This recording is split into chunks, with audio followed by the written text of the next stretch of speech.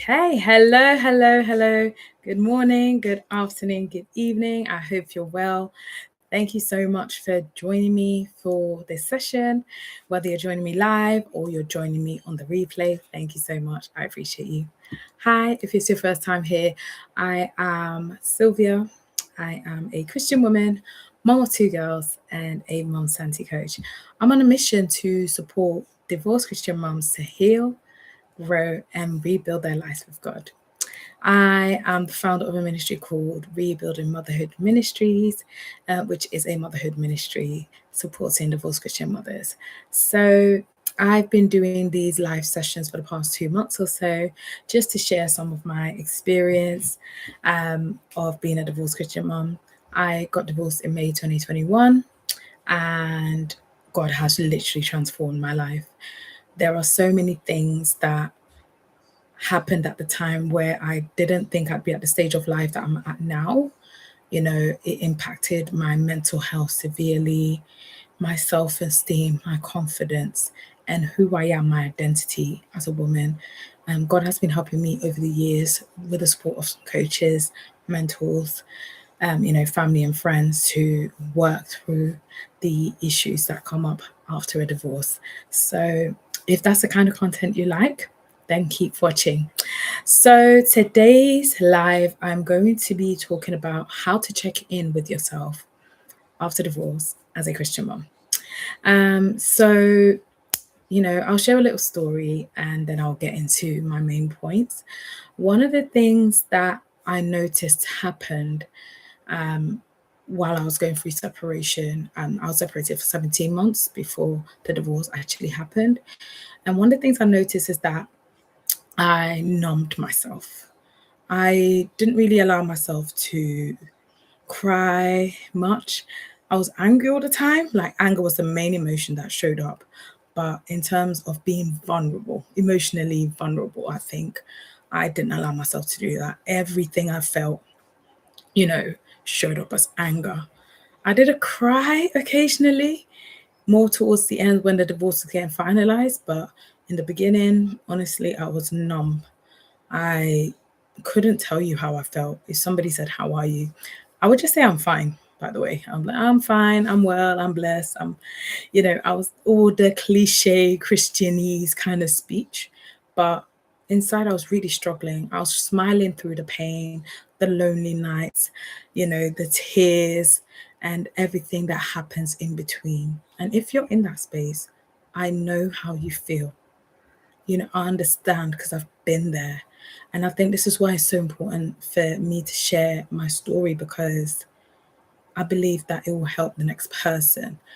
God helped me to get through this season of life, to share my testimony, because we overcame by the blood of the Lamb and the words of our testimony. Our testimony being shared helps another person out. So I know the power of sharing stories, and that's why I'm sharing my story today. So, for so many years, I was numb. Like I said, I only expressed anger, and crying was not existent. Like, I would try and cry and the tears wouldn't come out because I hadn't really gone into a deep, vulnerable place where I was in touch with my feelings. I think that's the best way to describe it. I I couldn't really explain how I felt. I couldn't really, tell you how I felt, even though I knew myself I didn't feel okay. There was an impact, negative impact on my mental health. Really wouldn't be able to tell you I feel this or I feel that. I had a hard time, with expressing my emotions. And, I'm going to share something that I've used to help me to manage that. So, over the years, I've learned a few ways that I can check in with myself and, to help me feel, more mentally sane, to help me feel sane, to help me feel more peace and hope. I lost hope and peace for so long after the divorce happened. I just felt like if my marriage has failed, how can I function and succeed in doing anything else? And by the grace of God, God has helped me to achieve many of the goals and in the dreams that I had 5 years ago in 2021 when the divorce happened. So I'm grateful to God for that. So the first thing I want you to do, I'm starting from top to bottom basically. So starting with the mind, what are you thinking about?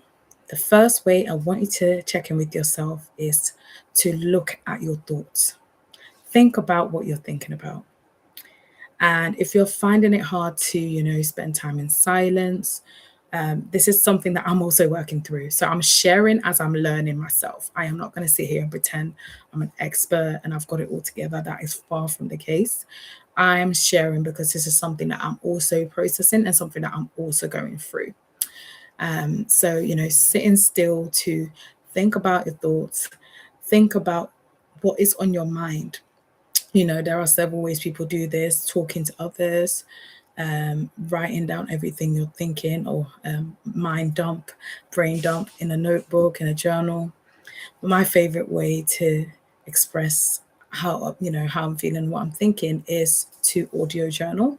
So as the name suggests, I instead of the traditional way of writing down to journal, I record myself on either my phone or my tablet and just get my feelings out in a monologue kind of way, basically. um, I have also used like journal prompts as well in the past, and you know I've used journal prompts in the past, and so that's also helped me to sorry, bear with me a moment. Yeah, so that's also helped me to manage my emotions, because if I'm speaking out what I'm thinking, then that helps me to be able to have more clarity. I think that's the biggest thing: clarity and peace. And so doing journaling of some kind, a mind dump, or speaking to somebody about what you're thinking about, the difficult experience that you're going through, I think is one of the great things, that has helped me to be able to check in with myself. Secondly, I've already mentioned it, is checking in with your emotions. So one of the ways, and one of the straightforward ways, one of the things I've done, would I say, to help me check in with myself is to use an emotions wheel. If you search online, you can find various types, and it's normally a circle with the main emotions in the center and then sub emotions around it. So have emotions like happy, sad, angry, disgust, etc.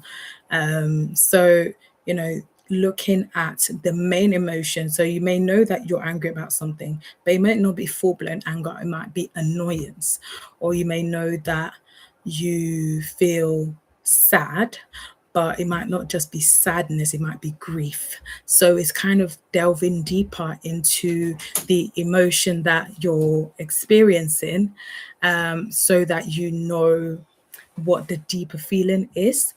And also try and think about the situation that has led you to go into that specific type of emotion, so that you can, once you figure out the source, I guess, of whatever is making you feel the way you feel, that will then help you to deal with it and be able to check in with yourself and resolve it in a better way. So that is the second tip I would share. And the third thing is, I noticed that, I wasn't sleeping well, I wasn't eating well, and I was very tired. I was very fatigued. So one of the things I've done, I'm not practicing it as much recently, but is to lay still in bed and check in with how your body is feeling. So sit still for like maybe a minute, be still. I know that when I'm like busy on autopilot, I don't check in with my body. I might not be feeling well, but because I'm too busy doing A, B, and C, I'm not, checking in with how my body feels. And it's when I did one of those exercises that I noticed I had shoulder pain, for example. And that's mainly because I'm carrying a backpack around for work, for example. Are there any like recurring pains, aches, illnesses that keep happening over and over and over again?